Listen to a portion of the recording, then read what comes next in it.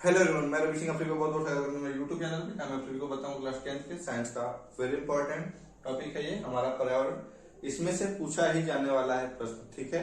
ये कोई डाउट नहीं है इसमें कि यहाँ से प्रश्न नहीं पूछा जाएगा, ठीक है। तो यहाँ से प्रश्न पूछना 100% कंफर्म है।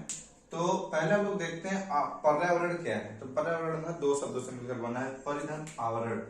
परि मतलब परिधि, समझ रहे हैं, परिधि हमने पढ़ा था वृत्त में। वैसे क्या करता है ना, चारों तरफ से एक राउंड है जिसको क्या करके रखा है, उसे क्या किया है, आवरण मतलब कवर करके रखा हुआ है। किसको?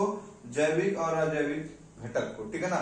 तो जैविक अजैविक घटक का जो संगठन है उसे पर्यावरण कहते हैं। या परिधन आवरण ऐसा आवरण जो हमको या जीवित अजीवित घटकों को क्या किया है, घेरे हुए है, उसको क्या कहते हैं, पर्यावरण। पर्यावरण में ही क्या आता है, जैसे जलमंडल, स्थल मंडल, वायुमंडल सब आते हैं। तो वो सब किसके भाग हैं? हमारा पर्यावरण मतलब पर्यावरण के ही भाग हैं। और ये क्या करते हैं ना, जीवों के जीवन को प्रभावित करते हैं। जैसे हम ही लोग हैं ना, तो ये पर्यावरण कैसे जीवों के जीवन को प्रभावित कर रहा है। जैसे ठंडी आ गई, गर्मी आ गया, बरसात आ गई, तो हर जीव क्या करता है, अपने रहने सहने के तरीके में क्या करता है, बदलाव करता है। तो क्या करता है, उनके जीवन को प्रभावित कर रहा है कि नहीं, पर्यावरण कर रहा है।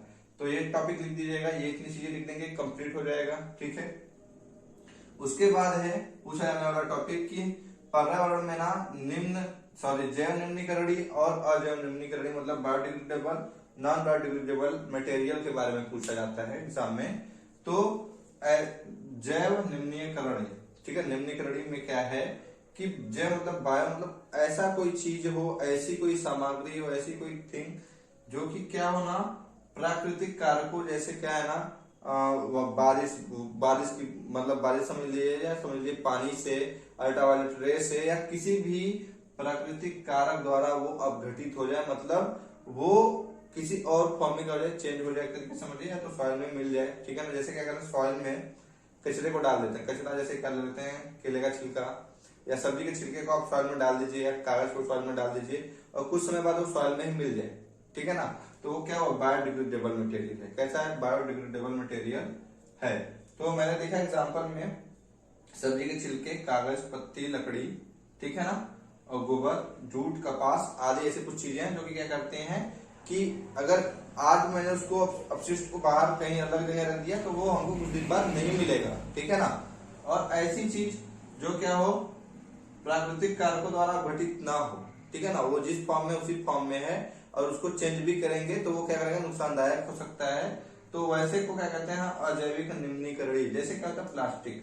आप बोलेंगे सर प्लास्टिक को तो जला सकते हैं, तो जला देंगे ना, तो उसमें से जो क्लोरोफ्लोरोकार्बन ये सब जो गैसें निकलती है ना, वो इन्वायरमेंट में जो गैसों का बैलेंस है ना, उसको क्या करते हैं, डिसबैलेंस करेंगे। तो उससे क्या होगा, हमारा इन्वायरमेंट क्या होगा, प्रभावित होगा। धातु की बनी सामग्री जैसे कति जो तेल आता है, टैंक में तेल आता है, ऐसे कुछ चीजें, तो उसको भी आप क्या करते हैं, बायोडिग्रेडेबल नहीं है, हानिकारक रसायन जैसे क्या है ना, फर्टिलाइजर है और कीटनाशक, पेस्टिसाइड, इंसेक्टिसाइड ये सब जो भी हैं वो भी क्या है, बायोडिग्रेडेबल है। देखिए कैसे पर्यावरण को ये कैसे प्रभावित कर रहे हैं, जो जैव निम्नीकरणीय मटेरियल है कैसे। अपघटन जो है, अपघटन के दौरान जैसे अपघटित हो गई, चेंज हो रहे हैं। जैसे कोई मान लीजिए जानवर है वो डेड होता है, या कोई घर पे सामग्री होती है और उसको आप फेंक देते हैं, ठीक है ना, और वो सड़ने लगता है, जैसे प्याज हो जाए, आलू हो जाए, ऐसी कोई चीजें, तो उससे दुर्गंध उत्पन्न कर सकते हैं। तो ये क्या करते हैं, वातावरण में क्या करते हैं, हमारे पर्यावरण में क्या करते हैं, दुर्गंध को बना मतलब दुर्गंध क्या करते हैं, प्रोवाइड करने लगते हैं जब वो अपघटित होते हैं, ठीक है। तो प्रभावित कर रहा है, इसमें क्या प्रभावित कर रहा है कि भूमि के क्षेत्रों को अनावश्यक, और क्या है ना कि इतनी सारी प्लास्टिक, इतने सारे मतलब अभी सोचिए कितना लोग यूज करते हैं, उसको फेंकते होंगे, तो वो क्या करता है, भूमि को कहीं ना कहीं से क्या किया, घेर कवर करके रखा है।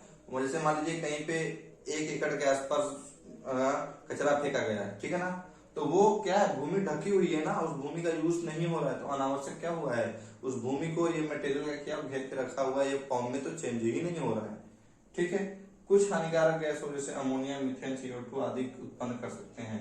तो कुछ हानिकारक गैस, ठीक है, ये क्या करते हैं, जैसे जो बायोडिग्रेडेबल है वो कुछ हानिकारक गैस जैसे क्या है, ammonia, methane, CO2 carbon dioxide मतलब आदि उत्पन्न कर सकते हैं, जो कि क्या है, हमारे लिए हार्मफुल है, ठीक है।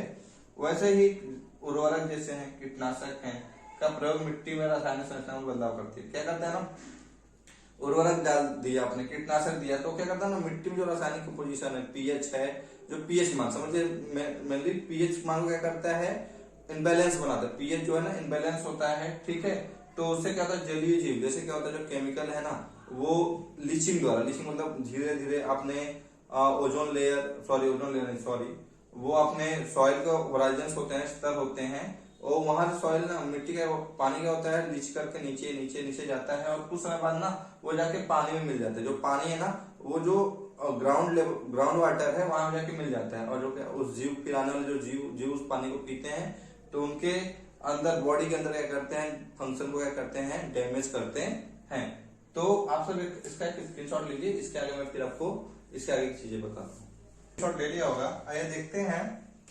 तो जीवन निर्वाह के आधार पे ना, जीवन जो व्यतीत कर रहे हैं जीव, उसके आधार पर जीवों को कितने श्रेणियों में बांटा गया भैया, 3 श्रेणियों में। कितने, 3 श्रेणियों में। याद रखिएगा, पूछता है। पहला क्या है, उत्पादक, दूसरे लोग क्या होता है, उपभोक्ता, तीसरा क्या होता है, जैव अपघटक। क्या होते हैं, जैव अपघटक। उत्पादक क्या है, जो अपना भोजन स्वयं बना लेते हैं। पहले वाले उत्पादक जो है उसमें क्या थे, सभी हरे पौधे और बीजे, ब्लू ग्रीन एल्गी, नील हरी शैवाल, ये अपना भोजन क्या कर लेते हैं, स्वयं बना लेते हैं। तो जो उत्पादक होता है ना, सॉरी उत्पादक जो भी है वो क्या होते हैं, स्वपोषी होते हैं, और सभी हरे पौधे और बीजिए, ठीक है, ब्लू ग्रीन एल्गी, जो कि क्या करते हैं, प्रकाश संश्लेषण के द्वारा अपना भोजन बनाते हैं।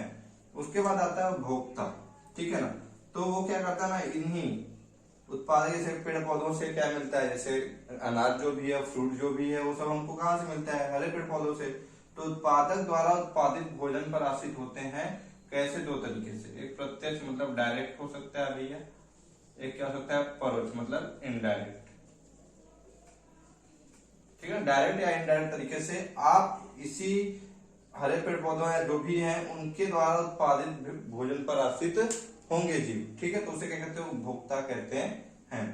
जैसे कुछ पैरासाइट भी हैं इसमें, जैसे इसमें मांसाहारी आते हैं ना, शाकाहारी। तो शाकाहारी जैसे क्या है ना, एक हिरण है, हिरण घास खा लिया, ठीक है ना। अब उस हिरण को, अब इसमें मांसाहारी भी आते हैं, उस हिरण को किसने खा लिया, शेर ने खा लिया, तो वो मांसाहारी। तो वो भी क्या है, उपभोक्ता में ही आते हैं ना, शाकाहारी, मांसाहारी, सर्वाहारी, ये तीनों किस में आते हैं, उपभोक्ता में आते हैं। तो इसी में एक पैरासाइट है उपभोक्ता में, पैरासाइट मतलब परजीवी। तो क्या कहते हैं ना, ये जीव, एक जीव दूसरे जीव के साथ में रहता है, और क्या करता है, साथ में रहते हुए भोजन को बनाता है। जैसे क्या कहते हैं उसको, जुए। जुए होते क्या, बाल में रहते हैं, आपकी बॉडी के साथ लगे होते हैं, और साथ में क्या करते हैं, न्यूट्रिशन देते रहते हैं। फीता कृमि क्या है, वो पेट में पाया जाता है ह्यूमन बीइंग के, ठीक है। जोक तो जानते हैं, जो क्या करता है, बॉडी से चिपकता है और क्या करता है, वहां से ब्लड को सक करके न्यूट्रिशन लेता है, ठीक है, ह्यूमन बॉडी में नहीं, एनिमल बॉडी में। तो उसके बाद जैव अपघटक है, अगला क्या है, अगला श्रेणी क्या है, जैव अपघटक है। उत्पादक और उपभोक्ता क्या होते हैं, कुछ समय बाद मर जाते होंगे, जैसे ह्यूमन बीइंग है, कोई जानवर है, कोई भी पेड़ पौधा है, वो क्या होगा, कुछ समय बाद मर जाएगा, डेड हो जाएगी उसकी सेल। तो इन्हें महत्वपूर्ण पदार्थों में बदल देता है। इन्हें क्या करता है, आवश्यक पदार्थों में क्या कर देता है, बदल देता है। जो बिग साइज, जो बड़े साइज के बड़े मॉलिक्यूल, जैसे क्या कहते हैं, प्रोटीन्स, कार्बोहाइड्रेट जो होते हैं, उनको क्या करता है, छोटे फॉर्म में क्या कर देता है, चेंज कर देता है। इसका एग्जांपल लेकर राइजोपस, जो कि क्या है, फंगस है, ठीक है। उसके बाद आहार श्रृंखला, फिर एक टॉपिक है क्या, आहार श्रृंखला।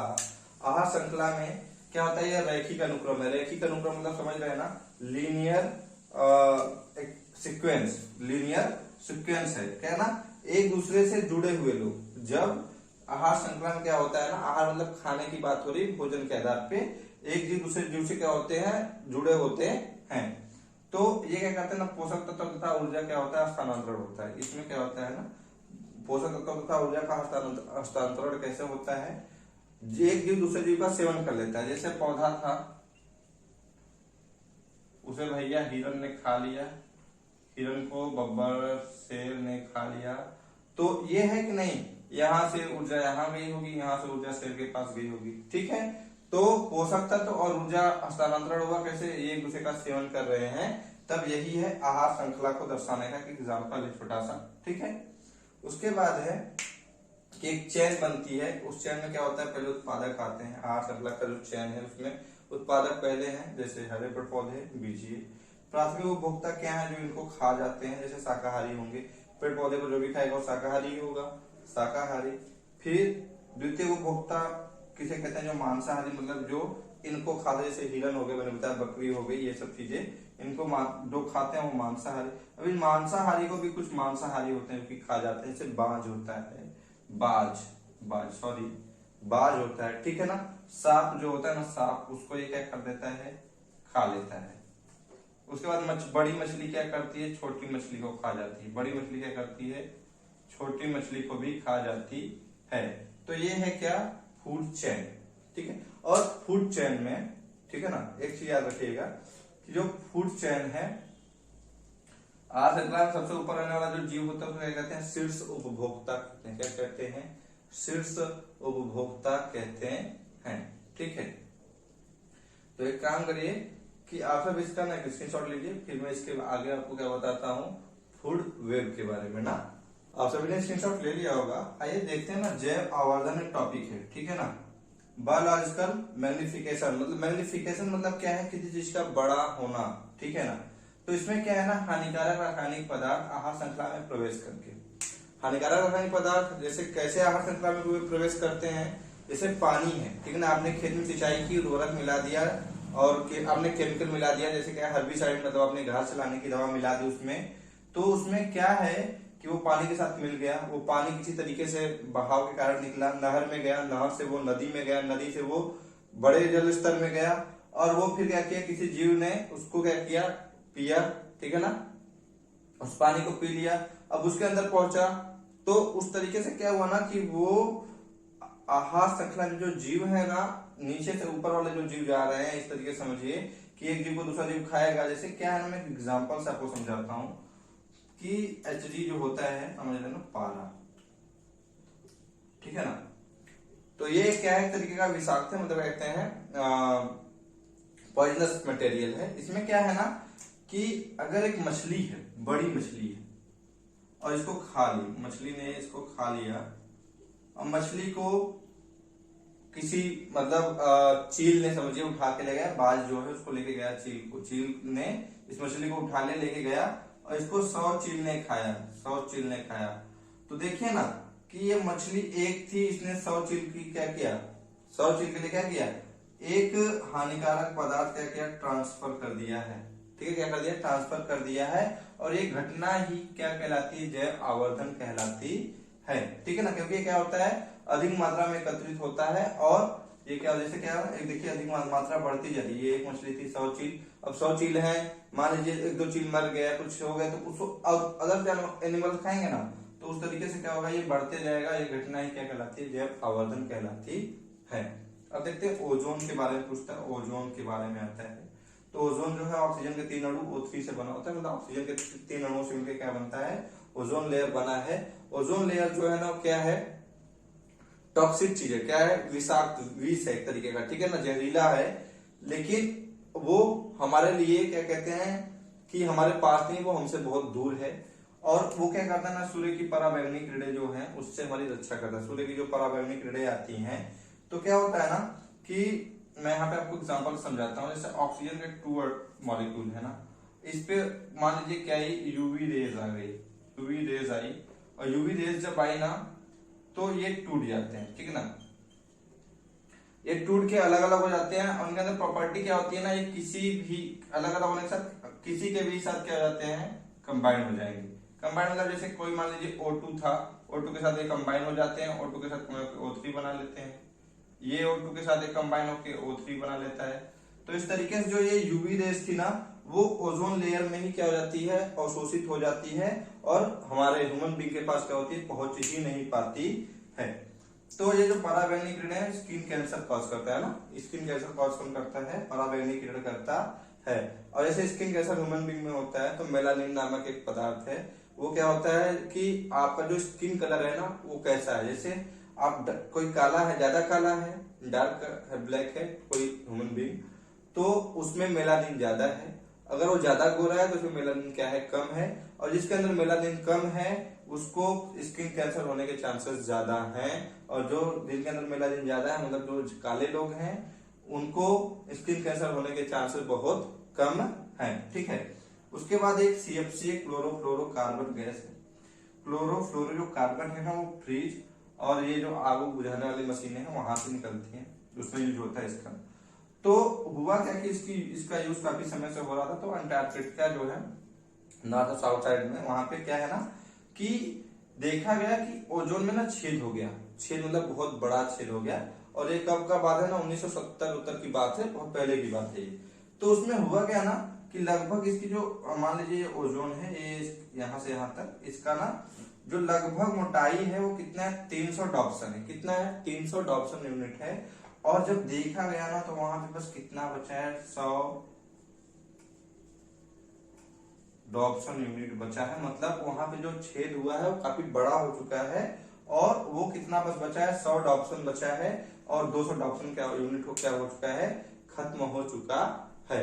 ठीक है, तो इस तरीके से ना हमारा पर्यावरण से जो इंपॉर्टेंट चीजें थी मैंने उसको बता दिया। आप सब वीडियो को अच्छे से देखिएगा, वीडियो अच्छा लगा तो लाइक करिएगा, दूसरे लोगों को शेयर करके चैनल को करिएगा सब्सक्राइब करके बेल आइकन पे क्लिक कर दीजिएगा, जिससे नए वीडियो आते हैं आपको नोटिफिकेशन मिल जाए। ठीक है, आप सभी का बहुत बहुत धन्यवाद।